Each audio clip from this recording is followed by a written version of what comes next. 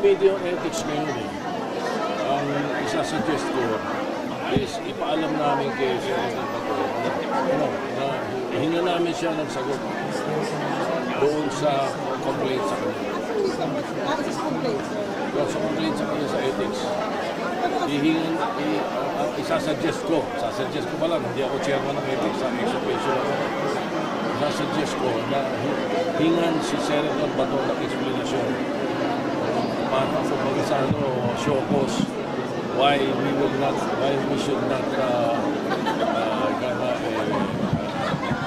follow or give in to the complaint.